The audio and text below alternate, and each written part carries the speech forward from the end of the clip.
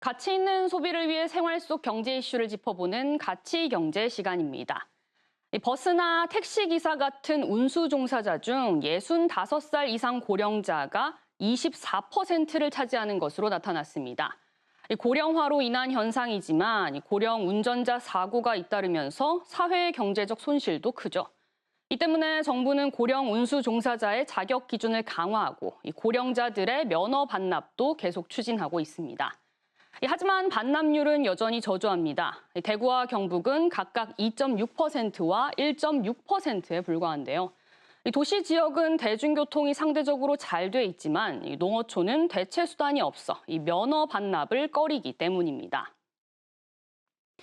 실제로 면허 반납 혜택으로 제공되는 교통카드 충전이나 버스 무료 탑승 등은 비도시권에는 도움이 안 됩니다.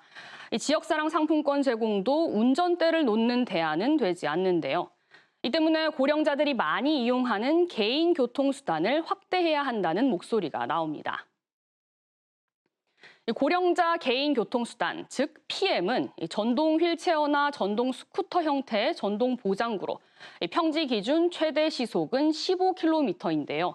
이런 전동 보장구는 지난해 3월까지 10년간 12만 대가 보급된 것으로 나타났습니다.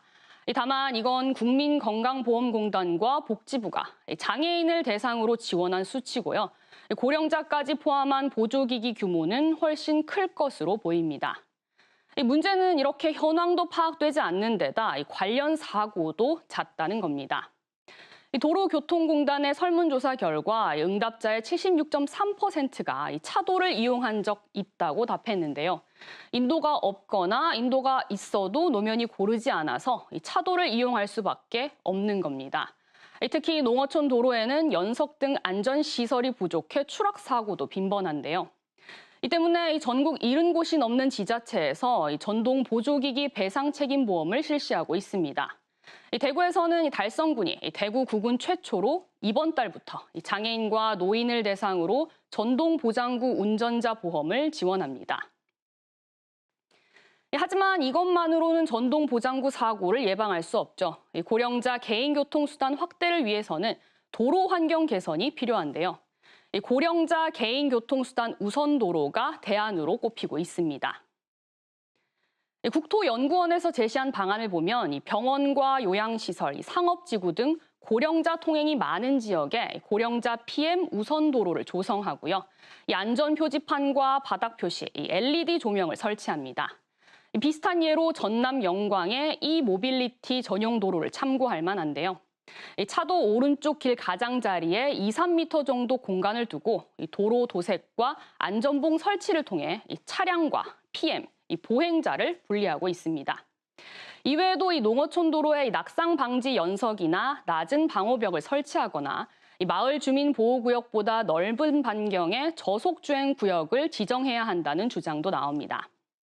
해외 사례도 눈여겨볼 만한데요. 영국에서는 속도를 기반으로 전동 보장구 유형을 나눠 도로교통법상 통행규칙을 적용합니다.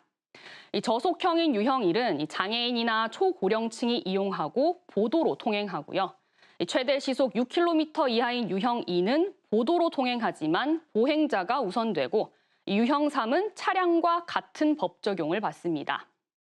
한편 일찍이 초고령 사회에 진입한 일본은 차세대 고령자 PM을 개발하고 있는데요. 최근 개발된 PM은 자율주행 기술을 적용해 사고를 방지하거나 신호를 인식하도록 설계되는데 실증 실험을 거쳐 상용화를 추진하고 있습니다.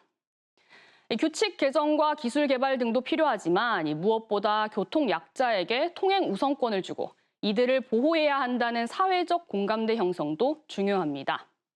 우리 사회가 빠르게 늙어가고 있는 만큼 고령자의 이동권 보장과 모두의 안전을 위한 실효성 있는 대책이 절실해 보입니다.